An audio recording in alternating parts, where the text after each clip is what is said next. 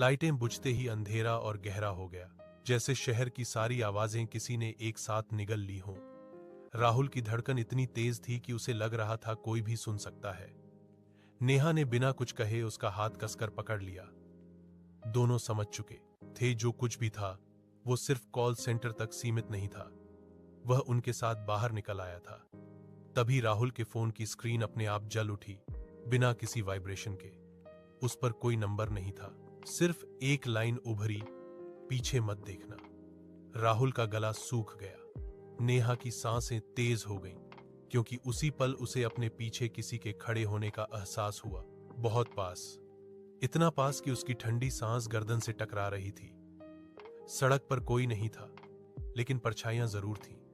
बिजली के खंभों के नीचे लंबी टेढ़ी मेढ़ी परछाइयां, जो उनकी हर हरकत के साथ हिल रही थीं, मानो जिंदा हों। नेहा ने हिम्मत करके कहा, ये सब हमारे साथ ही क्यों हो रहा है?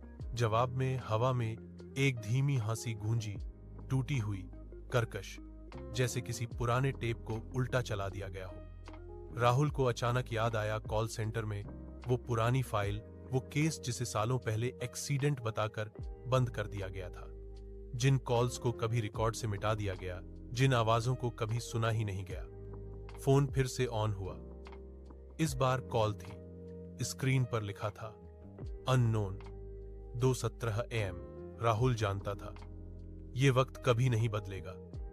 कॉल उठाते ही वही जानी पहचानी आवाज गूंजी, लेकिन अब और भी पास, और भी साफ सच को दफन किया था तुम लोगों ने। अब वो सांस ले रहा है। नेहा की आंखों के सामने अचानक वही टॉप फ्लोर घूम गया। लाल आपात रोशनी, बंद कंप्यूटर और एक चेहरा जो चीख रहा था, लेकिन जिसकी आवाज कभी बाहर नहीं आई। अचानक सड़क की लाइटें अपने आप जल उठीं, और उसी रोशनी में उन्होंने देखा कॉल सेंटर की बिल्डिंग अब वैसी नहीं थी जैसी कुछ देर पहले थी। उसकी खिड़कियां काली आंखों जैसी दिख रही थीं, और टॉप फ्लोर की खिड़की से वही चमकती आंखें उन्हें घूर रही थीं। दरवाजा अपने आप खुला, जैसे कोई उन्हें बुला रहा हो या वापस बुला रहा हो। नेहा पीछे हटने लगी, लेकिन उसके पैर जैसे जमीन में जड़ हो गए। राहुल के कानों में फुसफुसाहट गूंजी, भागोगे तो और पास आ जाऊंगा। तभी उनके फोन पर एक साथ मैसेज आया, अंदर आओ, जवाब चाहिए तो। राहुल समझ गया, ये सिर्फ डर नहीं था, ये हिसाब था। एक अधूरी कहानी जो पूरी होने के लिए उन्हें वापस बुला रही थी। नेहा की आंखों में आंसू थे, लेकिन उसके चेहरे पर अजीब सी दृढ़ता भी थी। उसने धीमे से कहा, अगर आज नहीं रुके तो ये कभी नहीं रुकेगा। जैसे ही दोनों ने बिल्डिंग की ओर कदम बढ़ाया, दरवाजा जोर से बंद हो गया। अंधेरे में सिर्फ उनकी सांसों की आवाज और दूर कहीं बजती फोन की रिंग सुनाई दे रही थी, लगातार, बिना रुके।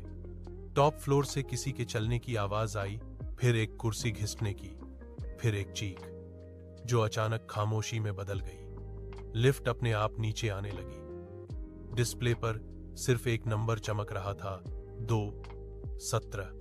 दरवाजे खुले और अंदर वही लाल रोशनी थी। नेहा ने आखिरी बार पीछे देखा, लेकिन सड़क अब गायब थी, सिर्फ अंधेरा था। जैसे ही वे लिफ्ट में घुसे, दरवाजे बंद हुए और ऊपर जाने लगे।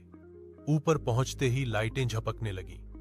कंप्यूटर स्क्रीन एक एक कर ऑन होने लगी, और हर स्क्रीन पर एक ही लाइन, अब सुनो। हेडसेट अपने आप गिर पड़े।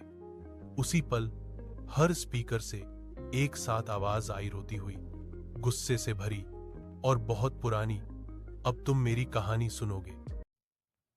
राहुल ने महसूस किया कि उसके फोन की बैटरी 0% दिखा रही है, फिर भी स्क्रीन जल रही थी।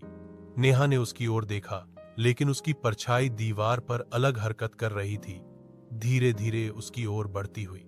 अचानक सारी स्क्रीन काली हो गई।